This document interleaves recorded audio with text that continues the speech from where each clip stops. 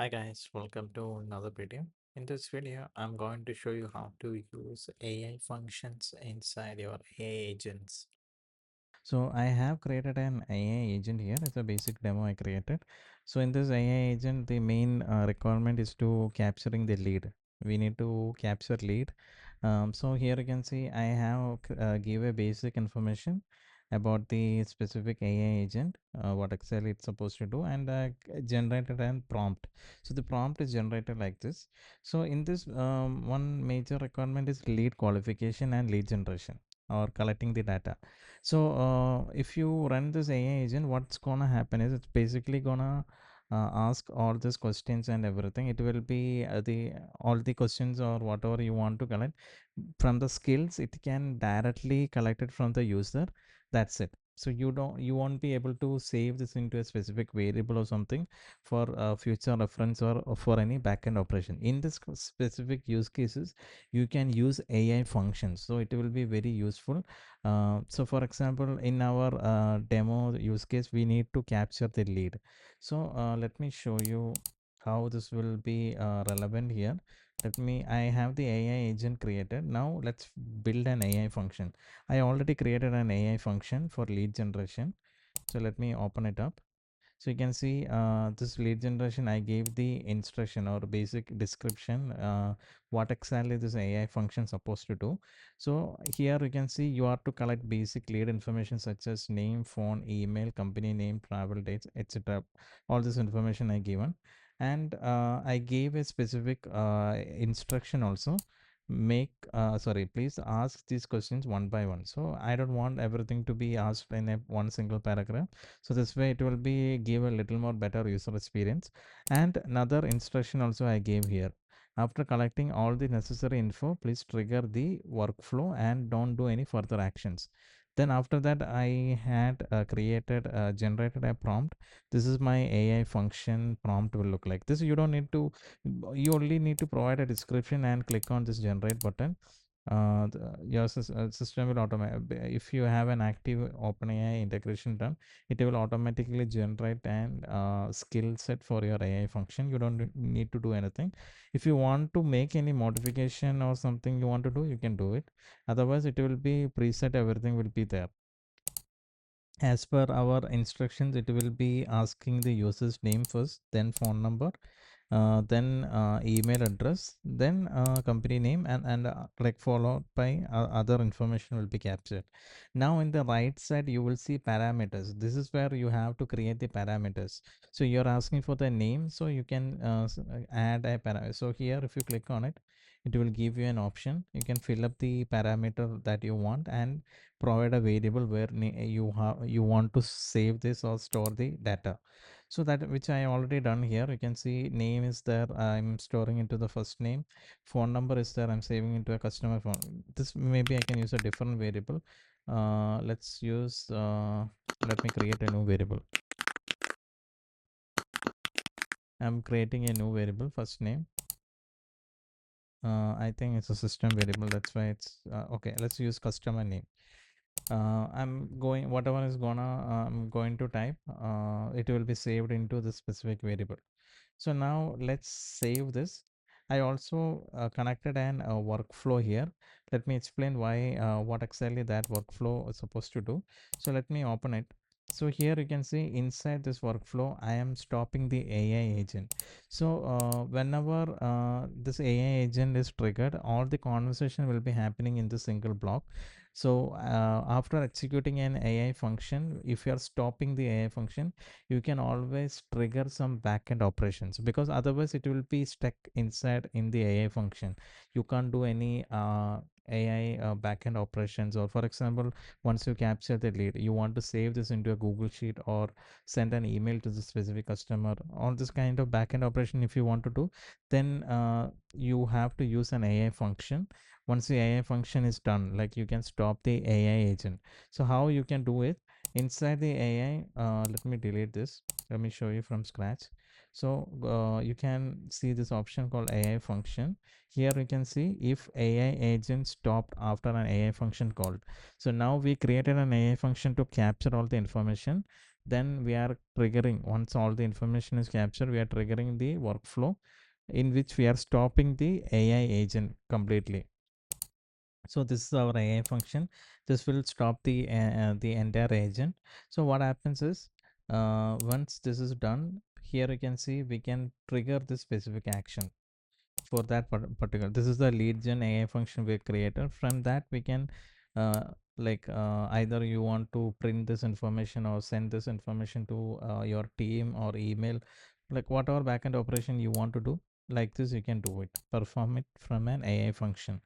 So this way it will be out of the AI function. Like, I mean, this AI agent mode, you can do your own backend flow wise operations you can do.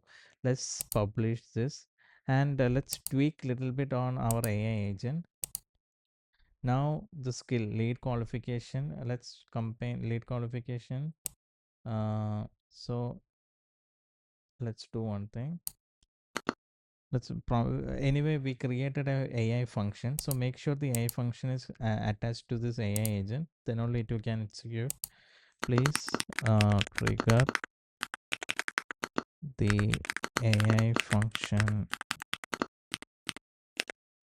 Let's provide the name of the AI function that we want in the skill.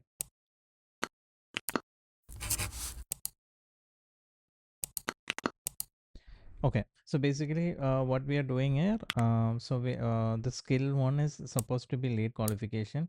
It will engage with the customer, and then if it is a potential customer, then it will we are prompting the AI agents to trigger the specific AI function. So now let's save this. Let me delete my, okay, my chat is already deleted. Let me clear the chat from WhatsApp. Okay, let's engage with this AI agent. Let me message. Okay. Okay, let me type something. I need some help with my travel plans.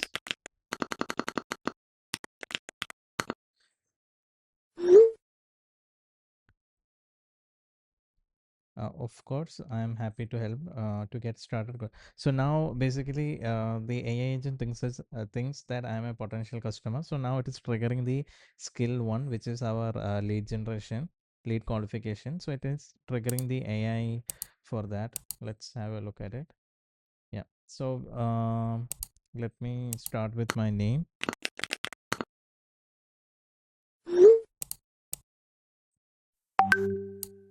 Okay, now it is asking for the phone number. Let's skip this for now, because we this field is not a required field. So let's see, we can skip it. Yeah, it is skipped, and we are moving to email address.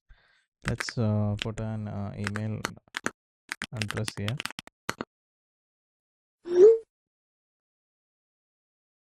Now the next question is company name, so let me put the company name also.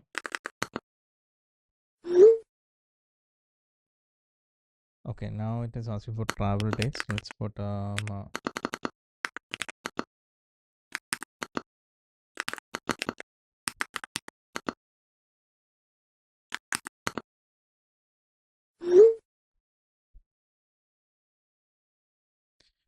asking for destination. Let me put yeah, New York or something.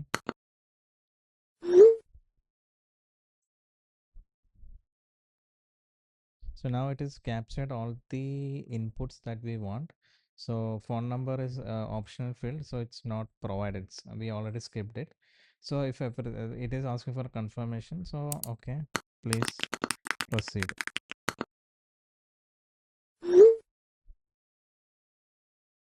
So now let's see. Yeah, okay. Now it is out of the AI agent flow. Let's have a look at it. If I reload my variables, see, you can see all the variable except for customer phone, rest of all the variables have the values mapped correctly. So the travel dates whichever I gave, it's already there. Destination is there. Phone number I skipped it. That's why the variable is empty. Customer name is there. Company name is there. So what had happened here is you can see with the help of the AI function, once the lead info, whatever info we needed, once everything is collected, we are stopping the AI function. So as you can see, in the AI function, we have a workflow attached. This workflow is we are simply stopping the AI agent. Any AI agent which is active or whatever is triggered previously, we are stopping it. So that way, what advantage what we are getting here. So this AI agent is stopped from this specific AI function, so that you can trigger that specific action or backend action. So here, this can be your Google Sheet integration or your CRM integration, or you can trigger an email notification at this point. So like that, using AI functions, you have more control on your AI agent. So otherwise, if you are not using AI functions, so you will be inside the specific block. So as you can see, all these questions, everything is coming from the specific AI agent block. You won't be able to get out of it. So this is the advantage of having an AI function. This is the one specific use case I just explained. Like this, you can create multiple AI functions, and you can have multiple use cases or functions for your AI agent, and it will help you with controlling the entire AI agent customer journey. So that's it for the video. And if you have any question, feel free to reach out to me and or reach out to our support. Thank you.